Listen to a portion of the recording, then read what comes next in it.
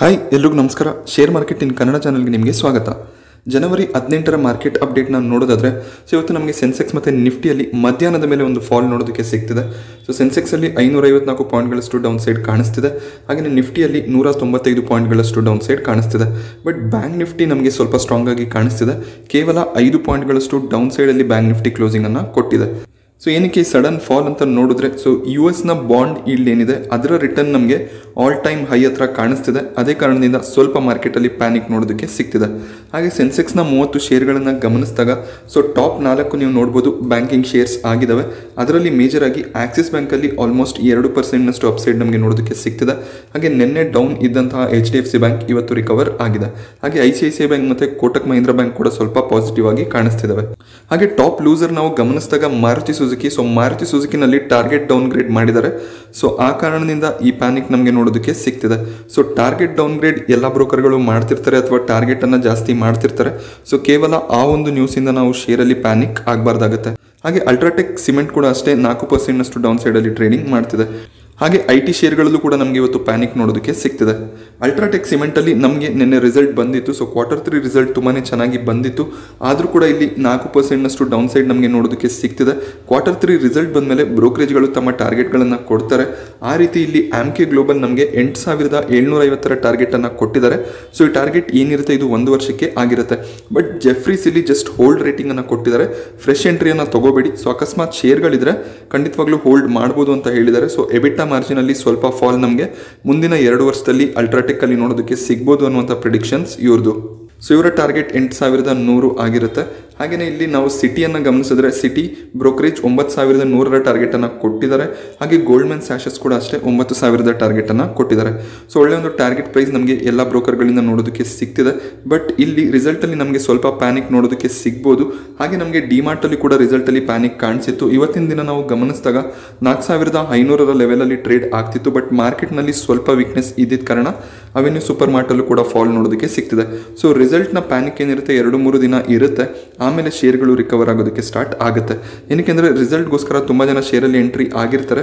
ಅವರು higher ಲೆವೆಲ್ಸಲ್ಲಿ profit book ಮಾಡ್ತಿರ್ತಾರೆ.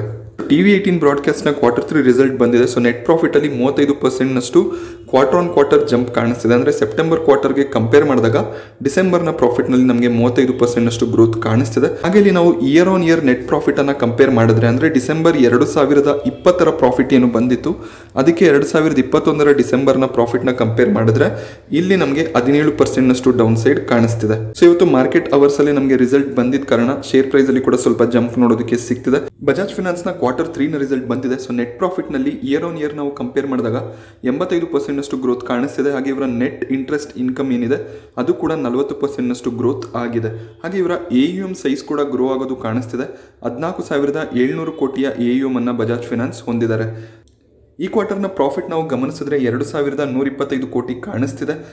ಹಾಗೆ ಕಳೆದ ವರ್ಷ 2020ರ ಡಿಸೆಂಬರ್ ಕ್ವಾರ್ಟರ್ನ ರಿಸಲ್ಟ್ ಗಮನಿಸಿದ್ರೆ 1145 ಕೋಟಿ ಪ್ರಾಫಿಟ್ ಅನ್ನ ಕಂಪನಿ ಡಿಕ್ಲೇರ್ ಮಾಡಿದ್ರು. ಇಲ್ಲಿ ಪ್ರಾಫಿಟ್ ಅಲ್ಲಿ 85% ಗ್ರೋತ್ ನಮಗೆ ಕಾಣಿಸ್ತಿದೆ. ಹಾಗೆ ಇವರ NPA ಅಂದ್ರೆ ಇವರೇನು ಲೋನ್ಸ್ಗಳನ್ನು ಡಿಸ್ಬರ್ಸ್ ಮಾಡಿರ್ತಾರೆ ಅದರಲ್ಲಿ ಯಾವ ಲೋನ್ಸ್ ಬ್ಯಾಡ್ ಲೋನ್ಸ್ ಆಗಿ ಕನ್ವರ್ಟ್ ಆಗುತ್ತೆ ಅದರ ಪರ್ಸೆಂಟೇಜ್ ಗಮನಿಸಿದ್ರೆ 1.73% ಕಾಣಿಸ್ತಿದೆ.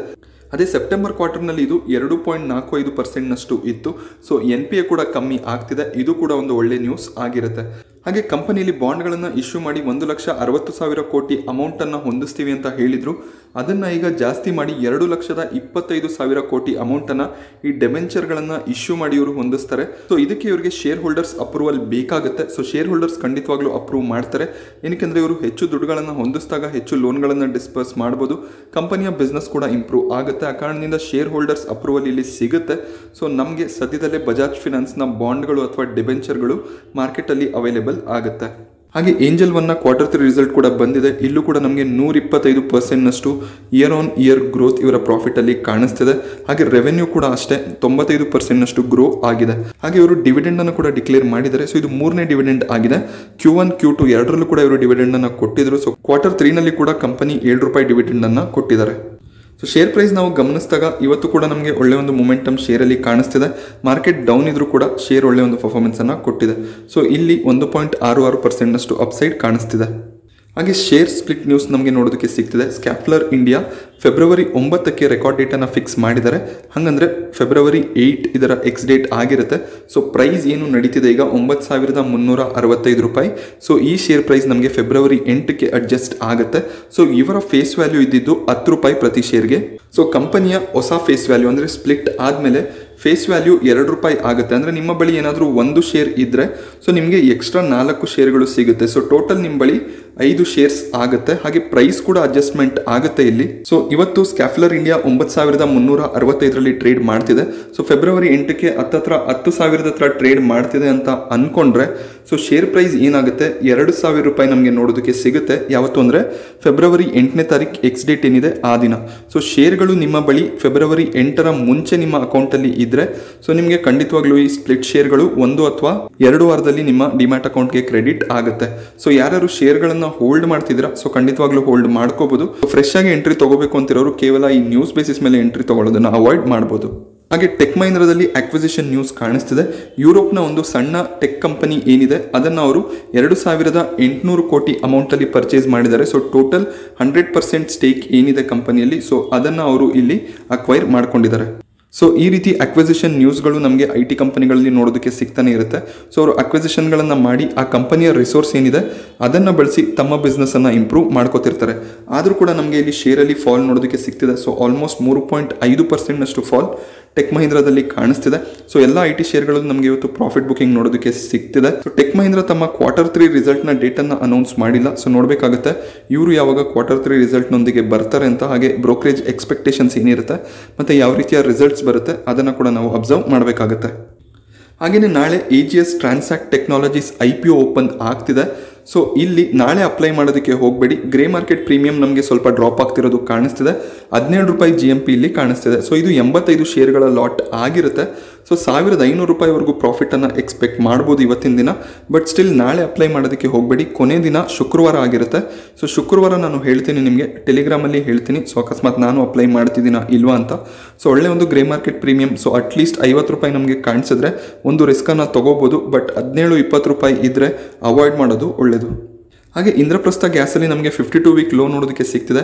ಡೆಲ್ಲಿ ಗೌರ್ಮೆಂಟ್ ಇಲ್ಲಿ ಒಂದು ಇನ್ಸ್ಟ್ರಕ್ಷನ್ಸನ್ನು ಕೊಟ್ಟಿದ್ದಾರೆ. ಅಂದರೆ ಡೆಲಿವರಿ ರಿಲೇಟೆಡ್ ಕಂಪನೀಸ್ ಏನಿದ್ದಾರೆ ಅವರು ಡೆಲಿವರಿಗೆ ಎಲೆಕ್ಟ್ರಿಕ್ ವೆಹಿಕಲ್ಸ್ಗಳನ್ನು ಬಳಸಬೇಕಾಗುತ್ತೆ ಅಂತ. ಸೊ ಇದು ಕಂಪನಿಗೆ ಇಂಪ್ಯಾಕ್ಟ್ ಆಗುತ್ತೆ. ಅಂದರೆ ಅವರು ಹೊಸದಾಗಿ ಈಗ ಎಲೆಕ್ಟ್ರಿಕ್ ವೆಹಿಕಲ್ಸ್ಗಳನ್ನು ಬೈ ಮಾಡ್ಕೋಬೇಕಾಗುತ್ತೆ. ಸೊ ಇದಕ್ಕೆ ಸ್ವಲ್ಪ ಟೈಮ್ ಇರುತ್ತೆ. ಬಟ್ ನಮಗೆ ನ್ಯೂಸ್ ಬಂದಿದ ತಕ್ಷಣ ಶೇರ್ಸಲ್ಲಿ ಸ್ವಲ್ಪ ಪ್ಯಾನಿಕ್ ಕೂಡ ನೋಡೋದಕ್ಕೆ ಸಿಗುತ್ತೆ. ಸೊ ಈ ರೀತಿಯ ಒಂದು ರೂಲ್ ಬಂದಿರೋದ್ರಿಂದ ಸೊ ಈ ಕಂಪನಿ ಡೆಲ್ಲಿಯಲ್ಲಿ ಆಪರೇಟ್ ಮಾಡ್ತಾರೆ. ಅಂದರೆ ಗ್ಯಾಸ್ ಡಿಸ್ಟ್ರಿಬ್ಯೂಷನ್ ಮಾಡುವಂಥ ಒಂದು ಕಂಪನಿ ಇದು. ಸೊ ಆ ಕಾರಣದಿಂದ ಶೇರಲ್ಲೂ ಕೂಡ ನಮಗೆ ಸ್ವಲ್ಪ ಪ್ಯಾನಿಕ್ ಕಾಣಿಸ್ತಿದೆ. ಸೊ ಆಲ್ ಟೈಮ್ ಹೈಯಿಂದ ಇದು 25% ಕರೆಕ್ಷನ್ ಆಗಿದೆ. ಸೊ ಕೇವಲ ಇಂದ್ರಪ್ರಸ್ಥ ಗ್ಯಾಸ್ ಅಂತ ಅಲ್ಲ. ಸೊ ಮಹಾನಗರ್ ಗ್ಯಾಸ್ ಸೊ ಮುಂಬೈಯಲ್ಲಿ ಯಾರು ಗ್ಯಾಸ್ ಡಿಸ್ಟ್ರಿಬ್ಯೂಷನ್ ಅನ್ನು ಮಾಡ್ತಾರೆ ಆ ಶೇರ್ಗಳು ಕೂಡ 52 ವೀಕ್ ಲೋ ಹತ್ರ ಟ್ರೇಡ್ ಮಾಡ್ತಿದೆ. ಸೊ ನ್ಯಾಚುರಲ್ ಗ್ಯಾಸ್ ಪ್ರೈಸ್ ಕೂಡ ಜಾಸ್ತಿ ಆಗ್ತಿದೆ. ಹಾಗೆ ಇವರ ರೆವೆನ್ಯೂನಲ್ಲಿ ನಮಗೆ ಇಂಪ್ಯಾಕ್ಟ್ ಕಾಣಿಸ್ತಿರೋ ಕಾರಣ ಸೊ ಈ ಒಂದು ಫಾಲ್ ನೋಡೋದಕ್ಕೆ ಸಿಗ್ತಿದೆ. ಸೊ ಶೇರ್ಸ್ ಈಗ 453 ರೂಪಾಯಿ ಹತ್ರ ಟ್ರೇಡ್ ಆಗ್ತಿದೆ. ಬಟ್ ಲಾಂಗ್ ಟರ್ಮ್ಗೆ ಒಳ್ಳೆ ಒಂದು ಬೆಟ್ ಆಗಿರುತ್ತೆ ಇಂದ್ರಪ್ರಸ್ಥ ಗ್ಯಾಸ್ ಅಥವಾ ಮಹಾನಗರ್ ಗ್ಯಾಸ್ ಎರಡು ಕೂಡ. So supply chain company delivery ಏನಿದ್ದಾರೆ ಸೊ ಇವರು ಸೆಬಿಗೆ ಡ್ರಾಫ್ಟ್ ಪೇಪರ್ಸನ್ನು ಸಬ್ಮಿಟ್ ಮಾಡಿದರು. 7,460 ಕೋಟಿಯ IPOನ ತರ್ತೀವಿ ಅಂತ. ಸೊ ಅದಕ್ಕೆ ಸೆಬಿಯ ಅಪ್ರೂವಲ್ ಇವರಿಗೆ ಸಿಕ್ಕಿದೆ. ಸೊ ಸದ್ಯದಲ್ಲೇ ಇವರು ಮಾರ್ಕೆಟಲ್ಲಿ IPOನ ಲಿಸ್ಟ್ ಮಾಡ್ಬೋದು. ಹಾಗೆ ಇವರ ಟೋಟಲ್ ಆಫರ್ ಏನಿದೆ 7,460 ಕೋಟಿ. ಅದರಲ್ಲಿ 5,000 ಕೋಟಿ ಫ್ರೆಶ್ ಇಶ್ಯೂ ಆಗಿರುತ್ತೆ. ಅಂದರೆ ಈ 5,000 ಕೋಟಿ ಏನು ಇವರು ಮಾರ್ಕೆಟಿಂದ ಜನರೇಟ್ ಮಾಡ್ತಿದ್ದಾರೆ ಅದನ್ನು ಅವರು ಕಂಪನಿಯ ಇಂಪ್ರೂವ್ಮೆಂಟಲ್ಲಿ ಯೂಸ್ ಮಾಡ್ಕೋಬೋದು. ಇದು ಯಾವುದೇ ಒಂದು IPOಗೆ ಒಳ್ಳೆ ನ್ಯೂಸ್ ಆಗಿರುತ್ತೆ. ಆಫರ್ ಫಾರ್ ಸೇಲ್ ತುಂಬ ಕಡಿಮೆ ಇದ್ದಷ್ಟು ಕೂಡ IPO ಚೆನ್ನಾಗಿ ಒಂದು ವ್ಯಾಲ್ಯೂಯೇಷನನ್ನು ಪಡ್ಕೊಳ್ಳುತ್ತೆ. ಇಲ್ಲಿ ನಮಗೆ ಆಫರ್ ಫಾರ್ ಸೇಲ್ 2,460 ಕೋಟಿ ನೋಡೋದಕ್ಕೆ ಸಿಗ್ತಿದೆ. ಸೊ ಕಾಫಿ ಡೇ ಎಂಟರ್ಪ್ರೈಸಸಲ್ಲಿ ನಮಗೆ ಒಳ್ಳೆ ಒಂದು ಮೊಮೆಂಟಮ್ ಶೇರಲ್ಲಿ ನೋಡೋದಕ್ಕೆ ಸಿಗ್ತಿತ್ತು. 7 ದಿನದಲ್ಲಿ 70% ರಿಟರ್ನ್ ಶೇರ್ ಇಲ್ಲಿ ಕೊಟ್ಟಿತ್ತು. ಸೊ ಇವತ್ತು ನೋಡಿದ್ರೆ ನಮಗೆ 5% ಡೌನ್ ಸೈಡ್ ಕಾಣಿಸ್ತಾ ಇದೆ. ಸೊ ಇಲ್ಲಿ ಕಂಪನಿಯ ಮ್ಯಾನೇಜ್ಮೆಂಟ್ ಏನಿದೆ ಅವರು BSEಗೆ ಒಂದು ಲೆಟರನ್ನು ಬರೆದಿದ್ದಾರೆ. ಸೊ ಈ ಪ್ರೈಸ್ ಮೊಮೆಂಟಮ್ ಏನಿದೆ ಅದಕ್ಕೂ ಕಂಪನಿಗೂ ಯಾವುದೇ ರೀತಿಯ ಸಂಬಂಧ ಇಲ್ಲ. ಸೊ ಇದು ಜಸ್ಟ್ ಮಾರ್ಕೆಟ್ ಡ್ರಿವನ್ ಮೊಮೆಂಟಮ್ ಆಗಿದೆ. ಸೊ ಆ ಕಾರಣದಿಂದ ನಾವು ಇದರಲ್ಲಿ ಯಾವುದೇ ರೀತಿಯ ಒಂದು ಪಾರ್ಟನ್ನು ಪ್ಲೇ ಮಾಡ್ತಿಲ್ಲ. ಸೊ ಜಸ್ಟ್ ಮಾರ್ಕೆಟ್ ಮೊಮೆಂಟಮಿಂದ ಶೇರ್ ಪ್ರೈಸ್ ಜಾಸ್ತಿ ಆಗ್ತಿದೆ ಅಂತ ಅವರು ಲೆಟರನ್ನು ಬರೆದಿದ್ದಾರೆ. ಸೊ BSE NSE ಎರಡು ಕೂಡ ಶೇರ್ಗಳನ್ನು ಟ್ರ್ಯಾಕ್ ಮಾಡ್ತಿರ್ತಾರೆ. ಅಕಸ್ಮಾತ್ ವಾಲಟಾಲಿಟಿ ಜಾಸ್ತಿ ಇದೆ ಅಂದಾಗ ಅದನ್ನು ಟ್ರೇಡ್ ಟು ಟ್ರೇಡ್ ಬೇಸಿಸ್ಗೆ ಹಾಕುವಂಥ ಸಾಧ್ಯತೆಗಳು ಕೂಡ ಇರುತ್ತೆ. ಸೊ ಅದು ಕಂಪನಿಗಳಿಗೆ ಸ್ವಲ್ಪ ಪ್ರಾಬ್ಲಮ್ ಆಗ್ಬೋದು. ಸೊ ಆ ಕಾರಣದಿಂದ ಅವರು ಇಲ್ಲಿ ಕ್ಲಾರಿಫಿಕೇಷನನ್ನು ಕೊಟ್ಟಿದ್ದಾರೆ. ಸೊ ಫ್ರೆಶ್ ಆಗಿ ಯಾರಾದರೂ ಎಂಟ್ರಿಯನ್ನು ತಗೋಬೇಕು ಅಂತ ಇದ್ದರೆ ಕಂಪನಿಯ ಫಂಡಮೆಂಟಲ್ಸ್ ಅಷ್ಟು ಸರಿ ಇಲ್ಲ. ಆ ಕಾರಣದಿಂದ ಅವಾಯ್ಡ್ ಮಾಡೋದು ಒಳ್ಳೆಯದು. ಸೊ ನಾನಿವತ್ತು ನಿಮಗೆ ತಿಳಿಸ್ಕೊಟ್ಟಂತಹ ಮಾಹಿತಿ ಇಷ್ಟ ಆದರೆ ವಿಡಿಯೋನ ಲೈಕ್ ಮಾಡಿ, ಹಾಗೆ ಇದೇ ರೀತಿಯ ಮಾರ್ಕೆಟ್ ಅಪ್ಡೇಟ್ಸ್ಗಳಿಗೋಸ್ಕರ ಚಾನಲ್ನ ಸಬ್ಸ್ಕ್ರೈಬ್ ಮಾಡ್ಕೊಳ್ಳಿ. Thank you friends.